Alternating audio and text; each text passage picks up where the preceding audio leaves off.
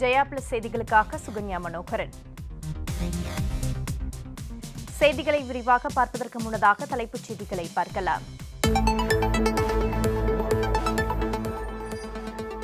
செங்கல்பட்டு அரசு மருத்துவமனையில் ஆக்ஸிஜன் பற்றாக்குறையால் அடுத்தடுத்து 11 நோயாளிகள் உயிரிழப்பு.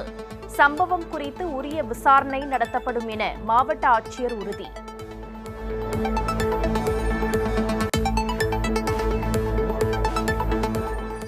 சென்னை ஓமந்தூரார் மருத்துவக் கல்லூரி மருத்துவமனையில் படுக்கை தட்டுப்பாடு. மருத்துவமனைக்கு வெளியே காத்திருக்கும் நோயாளிக்கு உரிய சிகிச்சை அளிக்க கோரி உறவினர் கதறல்.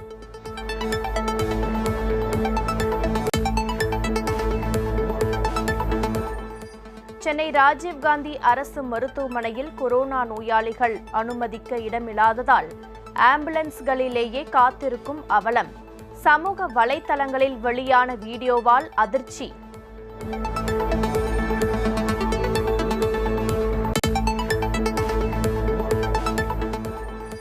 தமிழகத்தில் ஒரே நாளில் 21,000 கடந்த கொரோனா பாதிப்பு. சென்னையில் 6,228 பேருக்கு தொற்று.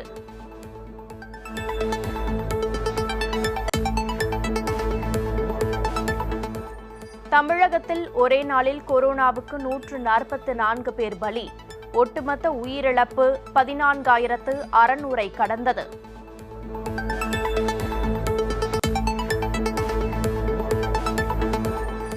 உச்சநீதிமன்றம் உத்தரவுப்படி டெல்லிக்கு 700 மெட்ரிக் டன் ஆக்ஸிஜனை உடனடியாக வழங்க மத்திய அரசுக்கு டெல்லி உயர்நீதிமன்றம் உத்தரவு.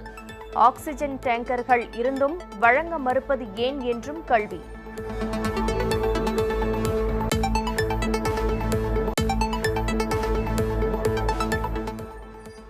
பிரதமருக்கான புதிய இல்லத்தை கட்டுவதற்கான நிதியை கொரோனா தொற்றால் பாதிக்கப்பட்டுள்ள மக்களின் உயிரை காப்பாற்ற பயன்படுத்த வேண்டும்.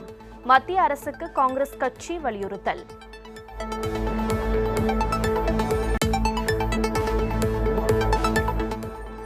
பிரதமர் மோடி தலைமையில் மத்திய அமைச்சரவை இன்று கூடுகிறது. கொரோனா தடுப்பு நடவடிக்கைகள் தீவிரப்படுத்துவது குறித்து விவாதிக்க முடிவு.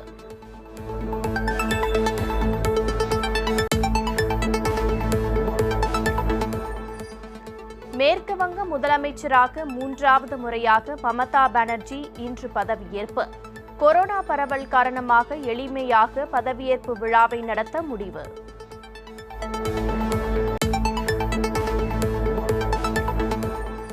தமிழகத்தில் முழு ஊரடங்கு அமல்படுத்த கோரி பொதுநல மனு தாக்கல். சென்னை உயர்நீதிமன்றத்தில் இன்று விசாரணை.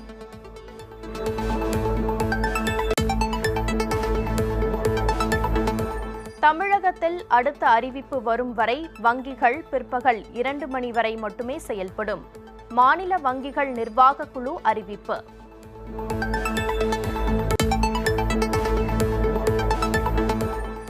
புதுச்சேரியில் வரும் 10ஆம் தேதி வரை முழு ஊரடங்கு நீட்டிப்பு.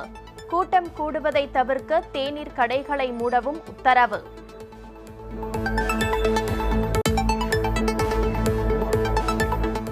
ஆந்திராவில் கொரோனா பரவலை தடுக்க பகுதி நேர ஊரடங்கு அமல். காலை 6 மணி முதல் 12 மணி வரை அத்தியாவசிய தேவைகளுக்கு மட்டுமே அனுமதி.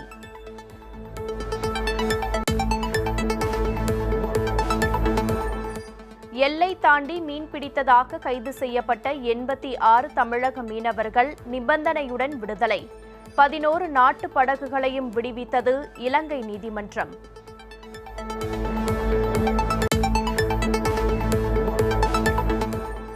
அக்னி நட்சத்திரம் தொடங்கிய நிலையில் கடலோர மாவட்டங்களில் வெப்பம் 5 டிகிரி வரை அதிகரிக்கும். சென்னை வானிலை ஆய்வு மையம் தகவல்.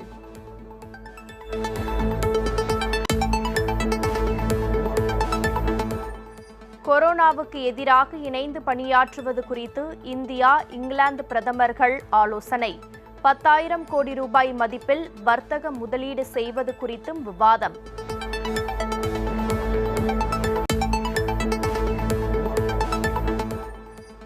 ஜூலை 4ஆம் தேதிக்குள் 70% இளைஞர்களுக்கு தடுப்பூசி முதல் டோஸ் செலுத்த இலக்கு. அமெரிக்க அதிபர் ஜோ பைடன் தகவல்.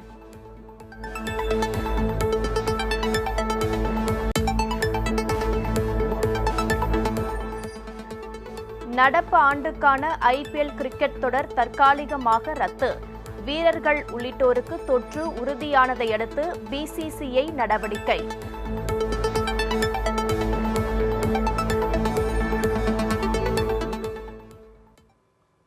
இனி விரிவான செய்திகள். செங்கல்பட்டு அரசு மருத்துவமனையில் ஆக்ஸிஜன் பற்றாக்குறையால் அடுத்தடுத்து 11 நோயாளிகள் உயிரிழந்த சம்பவம் பெரும் பரபரப்பை ஏற்படுத்தியுள்ளது. தமிழகத்தில் சென்னைக்கு அடுத்தபடியாக செங்கல்பட்டு மாவட்டத்தில் தினசரி 1500க்கும் மேற்பட்டோர் கொரோனா தொற்றால் பாதிக்கப்பட்ட வண்ணம் உள்ளனர். அவர்களில் பெரும்பாலானோர் செங்கல்பட்டு அரசு மருத்துவமனையில் சிகிச்சைக்காக அனுமதிக்கப்பட்டுள்ளனர். இந்த நிலையில் செங்கல்பட்டு அரசு மருத்துவமனையில் ஆக்ஸிஜன் பற்றாக்குறையால் அடுத்தடுத்து 11 நோயாளிகள் உயிரிழந்தனர். மேலும் பலர் உயிருக்கு ஆபத்தான நிலையில் சிகிச்சை பெற்று வருகின்றனர். இதனையடுத்து சென்னையில் இருந்து லாரிகள் மூலம் ஆக்ஸிஜன் கொண்டுவரப்பட்டு சேமிப்பு கிடங்குகளில் சேகரிக்கப்பட்டது. இதுகுறித்து தகவல் அறிந்து அங்கு விரைந்த மாவட்ட ஆட்சியர் ஜான் லூயிஸ் மருத்துவமனையில் ஆய்வு மேற்கொண்டு விவரங்களை கேட்டறிந்தார். இது தொடர்பாக பேசிய அவர், நோயாளிகள் ஆக்ஸிஜன் பற்றாக்குறை காரணமாக உயிரிழக்கவில்லை என்றும் உரிய விசாரணை நடைபெற்று வருவதாகவும் தெரிவித்தார். செங்கல்பட்டில் ஆக்ஸிஜன் பற்றாக்குறை காரணமாக அடுத்தடுத்து 11 நோயாளிகள் உயிரிழந்த சம்பவம் பெரும் அச்சத்தையும் பரபரப்பையும் ஏற்படுத்தியுள்ளது.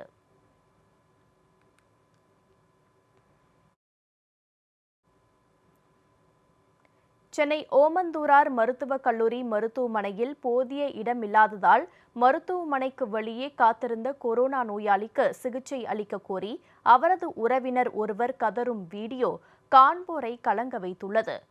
தமிழகத்தில் கொரோனா பாதிப்பு நாளுக்கு நாள் அதிகரித்து வரும். இதுவரை இல்லாத அளவாக தினசரி கொரோனா பாதிப்பு 21,000ஐ கடந்துள்ளது.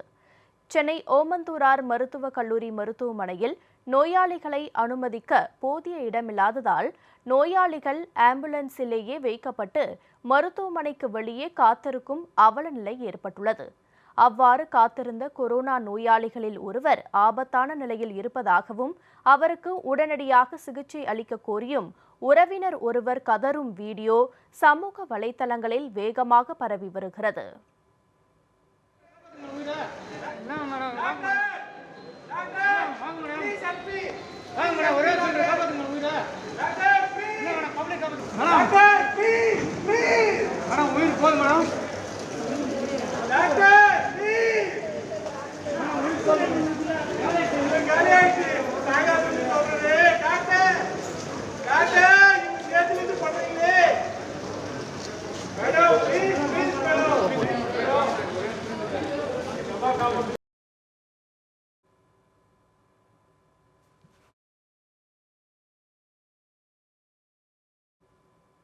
சென்னை ராஜீவ்காந்தி அரசு மருத்துவமனையில் கொரோனா நோயாளிகளை அனுமதிக்க இடமில்லாததால் ஏராளமான ஆம்புலன்ஸுகள் மருத்துவமனைக்கு வெளியேயே நீண்ட வரிசையில் காத்திருக்கும் வீடியோ சமூக வலைதளங்களில் வெளியாகி அதிர்ச்சியை ஏற்படுத்தியுள்ளது.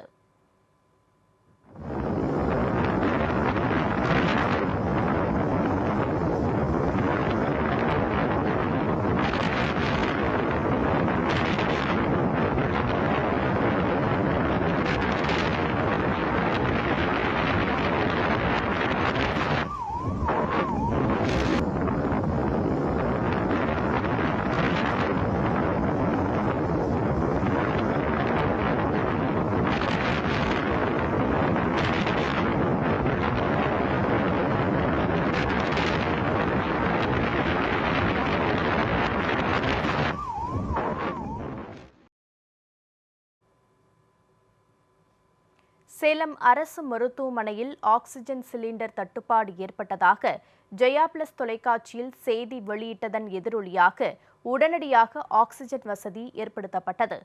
சேலம் அரசு மருத்துவமனையில் சிகிச்சை பெற்று வரும் கொரோனா நோயாளிக்கு போதிய படுக்கை வசதி இல்லாததால் ஆம்புலன்ஸிலேயே காக்க வைக்கப்பட்டுள்ளதாக குற்றச்சாட்டு எழுந்தது. இதேபோன்று மருத்துவமனையில் ஆக்ஸிஜன் சிலிண்டர் தட்டுப்பாடு ஏற்பட்டுள்ளதாகவும் இதன் காரணமாக 3 நோயாளிகள் உயிரிழந்ததாகவும் ஜெயா பிளஸ் தொலைக்காட்சியில் செய்திகள் வெளியாகின. இதனையடுத்து புதுச்சேரியிலிருந்து சேலம் அரசு மருத்துவமனைக்கு 2 டேங்கர் லாரிகளில் ஆக்ஸிஜன் கொண்டு வரப்பட்டு சேமிப்பு கிடங்கில் சேகரிக்கப்பட்டது. அதேபோன்று மருத்துவமனையில் போதிய படுக்கை வசதி ஏற்பாடு செய்யப்பட்டு ஆம்புலன்ஸில் காக்க வைக்கப்பட்ட நோயாளிகள் வார்டுக்கு மாற்றப்பட்டனர்.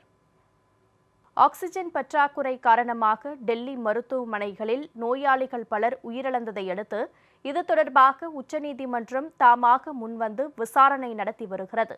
இதேபோல் மத்திய அரசு முறையாக ஆக்சிஜன் வழங்கவில்லை என்றும் உரிய அளவு ஆக்சிஜனை சரியான நேரத்தில் வழங்க கோரியும் பல மருத்துவமனைகள் டெல்லி உயர்நீதிமன்றத்தில் வழக்கு தொடர்ந்துள்ளன. 2ஆம் அலை தீவிரமடைந்து வருவதால் மே 3ஆம் தேதிக்கு முன்னர் போதுமான அளவு ஆக்சிஜன் டெல்லிக்கு வழங்கப்பட்டிருக்க வேண்டும் என கடந்த 2ஆம் தேதி உச்சநீதிமன்றம் மத்திய அரசுக்கு உத்தரவிட்டிருந்தது. ஏற்கனவே உத்தரவிட்டபடி 490 மெட்ரிக் டன் ஆக்சிஜன் விநியோகிக்கப்படவில்லை என உயர்நீதிமன்றத்தில் டெல்லி அரசு தெரிவித்தது. இதற்கு கடும் கண்டனம் தெரிவித்துள்ள நீதிமன்றத்தின் கண்டனம்தான் இறுதியான அறிவுறுத்தல், ஆனால் மத்திய அரசு அதனை பொருட்படுத்தவில்லை என தெரிவித்துள்ளது. இந்த விவகாரத்தில் 700 மெட்ரிக் டன் ஆக்சிஜனை டெல்லிக்கு வழங்குவதை தவிர வேறு எந்த பதிலையும் மத்திய அரசிடமிருந்து கேட்க முடியாது என்றும், ஆக்சிஜன் தட்டுப்பாட்டை சரி செய்யாமல் காலம் தாழ்த்துபவரை இதற்கு மேலும் பொறுத்து கொள்ள முடியாது என்றும் டெல்லி உயர்நீதிமன்றம் தெரிவித்துள்ளது. நீதிமன்ற உத்தரவுகளை செயல்படுத்த தவறிய மத்திய அரசு மீது ஏன் நீதிமன்ற அவமதிப்பு நடவடிக்கை எடுக்கக்கூடாது என்று கேள்வி எழுப்பிய நீதிபதிகள் இது தொடர்பாக மத்திய அரசுக்கு நோட்டீஸ் அனுப்ப உத்தரவிட்டனர். மத்திய அரசின் மூத்த அதிகாரிகள் 2 பேர் உயர்நீதிமன்றத்தில் நேரில் ஆஜராகி இந்த நோட்டீஸுக்கு பதில் அளிக்க வேண்டும் என்றும் நீதிபதிகள் ஆணையிட்டனர். திமுக சட்டமன்ற கட்சித் தலைவராக திரு மு.க. ஸ்டாலின் தேர்ந்தெடுக்கப்பட்டுள்ள நிலையில் அவர் ஆளுநரை இன்று சந்தித்து ஆட்சி அமைக்க உரிமை கோருகிறார். சென்னை அண்ணா அறிவாலயத்தில் திமுக சட்டமன்ற உறுப்பினர்கள் கூட்டம் நடைபெற்றது. இதில் சட்டமன்ற கட்சித் தலைவராக திரு மு.க. ஸ்டாலின் தேர்வு செய்யப்பட்டார். இதனைத் தொடர்ந்து தமிழக ஆளுநரை இன்று சந்தித்து ஆட்சி அமைக்க உரிமை கோருகிறார். வரும் 7ஆம் தேதி முதலமைச்சராக திரு ஸ்டாலின் பதவியேற்கிறார்.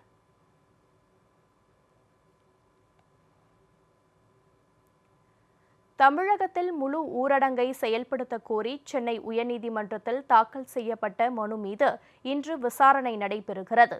இது தொடர்பாக சென்னை உயர்நீதிமன்றத்தில் தாக்கல் செய்யப்பட்டுள்ள மனுவில் தமிழகத்தில் கொரோனா பாதிப்பு அதிகரித்து வரும் சூழலில் அனைவருக்கும் இலவசமாக தடுப்பூசி போட நடவடிக்கை எடுக்குமாறு வலியுறுத்தப்பட்டுள்ளது. கூடுதலாக மருத்துவ பணியாளர்களை நியமிக்கவும், செங்கல்பட்டில் உள்ள ஒருங்கிணைந்த தடுப்பூசி மருந்து மையத்தில் கொரோனா தடுப்பூசி உற்பத்தியை தொடங்கவும் அந்த மனுவில் கோரிக்கை விடுக்கப்பட்டுள்ளது. கொரோனா பரவலை தடுக்க மாநிலங்களுக்கு வெளியேயும் மாநிலத்துக்குள்ளேயும் பொது போக்குவரத்தை நிறுத்தவும் முழு ஊரடங்கை அமல்படுத்த வேண்டும் எனவும் கேட்டுக் கொள்ளப்பட்டுள்ளது. இந்த மனு மீதான விசாரணை சென்னை உயர்நீதிமன்றத்தில் இன்று நடைபெறவுள்ளது.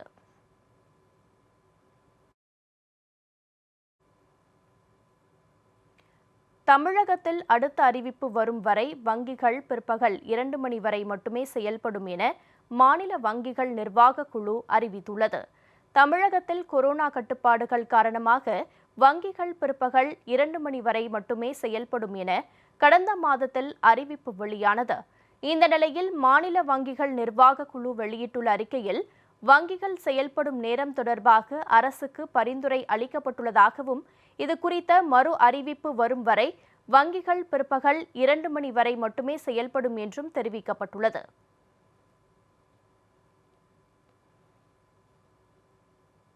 புதுச்சேரியில் மேலும் 1 வாரத்திற்கு ஊரடங்கு நீட்டிக்கப்பட்டுள்ளது. தேநீர் கடைகள் இயங்குவதற்கு தடை விதிக்கப்பட்டுள்ளது. புதுச்சேரியில் ஒரே நாளில் 799 பேருக்கு வைரஸ் தொற்று உறுதி செய்யப்பட்டுள்ளது. இதுவரை 62,000க்கும் மேற்பட்டோர் கொரோனா தாக்குதலால் பாதிக்கப்பட்ட நிலையில் நேற்றிலிருந்து மேலும் 1 வாரத்திற்கு ஊரடங்கை நீட்டித்து புதுச்சேரி துணைநிலை ஆளுநர் திருமதி தமிழிசை சவுந்தரராஜன் உத்தரவிட்டுள்ளார்.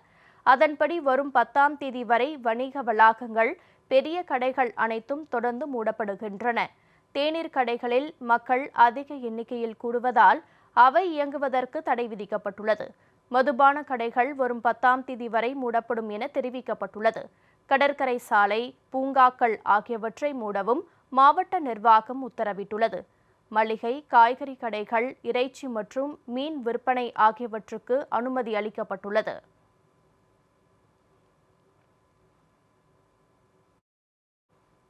மேற்கு வங்க முதலமைச்சராக செல்வி மமதா பானர்ஜி தொடர்ந்து 3வது முறையாக இன்று பதவியேற்கிறார். மேற்கு வங்கத்தில் நடந்து முடிந்த சட்டமன்ற தேர்தலில் செல்வி மமதா பானர்ஜி தலைமையிலான திரிணாமுல் காங்கிரஸ் கட்சி அமோக வெற்றி பெற்றது. எனினும் நந்திகிராம் தொகுதியில் போட்டியிட்ட செல்வி மமதா தோல்வியுற்றார். இதனிடையே புதிதாக தேர்ந்தெடுக்கப்பட்டுள்ள திரிணாமுல் காங்கிரஸ் எம்எல்ஏக்கள் கூட்டத்தில் சட்டமன்ற கட்சித் தலைவராக செல்வி மமதா பானர்ஜி ஒருமனதாக தேர்ந்தெடுக்கப்பட்டார். இதனைத் தொடர்ந்து மேற்கு வங்க முதலமைச்சராக தொடர்ந்து 3வது முறையாக செல்வி மமதா பானர்ஜி இன்று பதவியேற்கிறார். கொல்கத்தா ராஜ்பவனில் பதவியேற்பு விழா கொரோனா சூழலை கருத்தில் கொண்டு குறைந்த அளவிலான விருந்தினர்களுடன் எளிமையாக நடைபெறும் என தெரிவிக்கப்பட்டுள்ளது. கொரோனா வைரஸ் பாதிப்பை கட்டுப்படுத்தும் நடவடிக்கையாக ஆந்திராவில் 2 வாரங்களுக்கு பகுதி நேர ஊரடங்கு அறிவிக்கப்பட்டுள்ளது. ஆந்திராவில் கடந்த சில நாட்களாக கொரோனா பரவல் அதிகரித்து வருகிறது. இதனை கட்டுப்படுத்தும் நடவடிக்கையாக ஏற்கனவே இரவு நேர ஊரடங்கு அமல்படுத்தப்பட்டுள்ளது. எனினும் வைரஸ் கட்டுக்குள் கொண்டுவர தீவிர நடவடிக்கை மேற்கொள்ளப்படுகிறது. இந்த நிலையில் இன்று முதல் 14 நாட்களுக்கு பகுதி நேர ஊரடங்கு அமல்படுத்தப்படும் என அம்மாநில அரசு அறிவித்துள்ளது. அதன்படி காலை 6 மணியிலிருந்து பகல் 12 மணி வரை ஊரடங்கு அமல்படுத்தப்படுகிறது. அத்தியாவசிய சேவைகளுக்கு மட்டும் அனுமதி அளிக்கப்பட்டுள்ளது.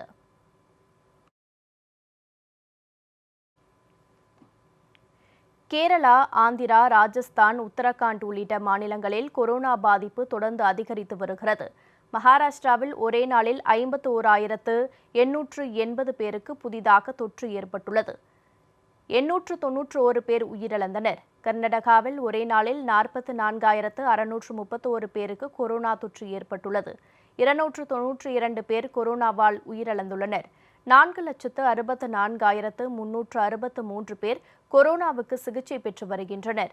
கேரளாவில் ஒரே நாளில் 37,190 பேருக்கு கொரோனா தொற்று உறுதியாகியுள்ளது. 57 பேர் உயிரிழந்துள்ளனர். 26,148 பேர் கொரோனாவிலிருந்து குணமடைந்துள்ளனர். உத்தரப்பிரதேசத்தில் 25,858 பேருக்கு புதிதாக தொற்று ஏற்பட்டுள்ளது. 352 பேர் கொரோனாவால் உயிரிழந்துள்ளனர். ஆந்திராவில் புதிய உச்சமாக ஒரே நாளில் 20,034 பேருக்கு கொரோனா தொற்று ஏற்பட்டுள்ளது. 82 பேர் உயிரிழந்துள்ளனர்.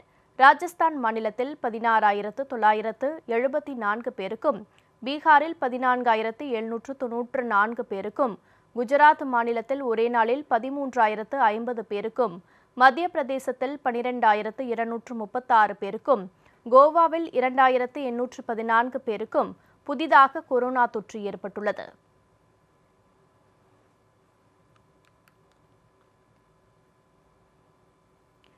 பிரதமருக்கான புதிய இல்லத்தை கட்டுவதற்கான நிதியை கொரோனா தொற்றால் பாதிக்கப்பட்டுள்ள மக்களின் உயிரை காப்பாற்ற மத்திய அரசு பயன்படுத்த வேண்டும் என காங்கிரஸ் கட்சி வலியுறுத்தியுள்ளது.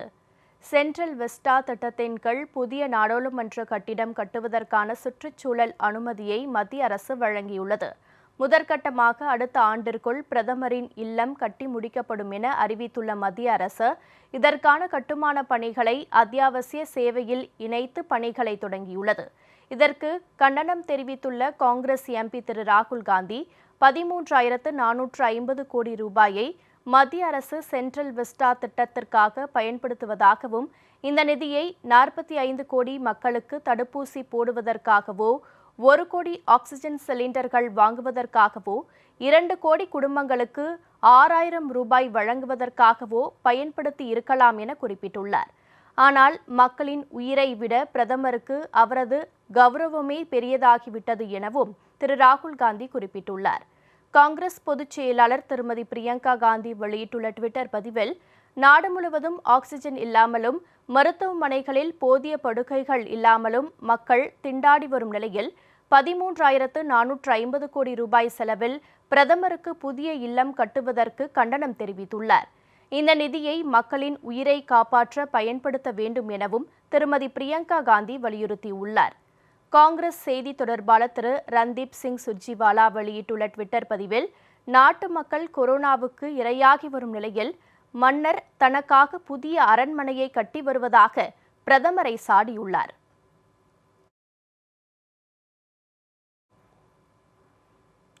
கொரோனா 2ஆம் அலை காரணமாக அமல்படுத்தப்பட்ட கட்டுப்பாடுகளால் இந்தியாவில் வேலையின்மை விகிதம் அதிகரித்துள்ளது. இந்தியாவில் கொரோனா வைரஸின் 2ஆம் அலையின் தாக்கம் மோசமாகி வருகிறது. தினமும் 3 லட்சத்துக்கும் அதிகமானோர் புதிதாக பாதிக்கப்படுவதால் மாநிலங்களில் பல்வேறு கட்டுப்பாடுகள் விதிக்கப்பட்டுள்ளன. இதனால் முறைசாரா தொழிலாளர்கள் வேலைவாய்ப்பை இழந்து வருகின்றனர். இதுகுறித்து Centre for Monitoring Indian Economy Private Limited என்ற தனியார் ஆய்வு நிறுவனம் வெளியிட்டுள்ள அறிக்கையில், கொரோனா பெருந்தொற்றின் 2ஆம் அலையால் இந்தியாவில் வேலையின்மை கடந்த மார்ச் மாதத்தில் 6.5% இருந்தது என்றும், ஏப்ரலில் 7.9% அதிகரித்துள்ளதாகவும் தெரிவிக்கப்பட்டுள்ளது.